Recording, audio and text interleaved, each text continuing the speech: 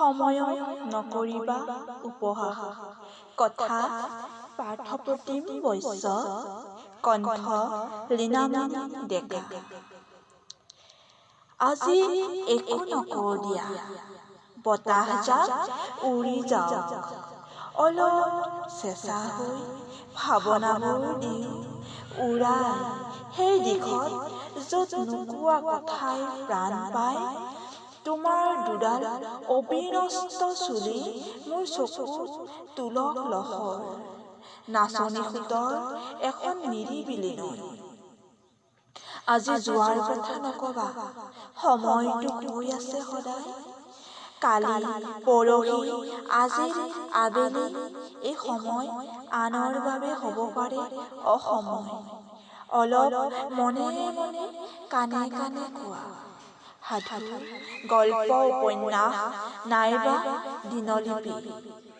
যি কোৱা মই শুনিম আজি, একমাত্ৰ নিৰ্জনতা বুকুত লৈ।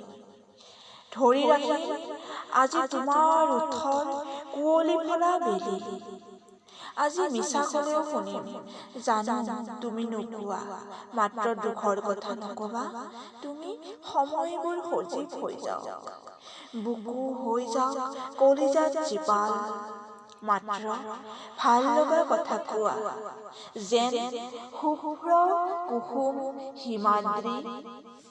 ভাল পাওঁ ভাল লগা গান, ফুল আকাশ তৰা আদি।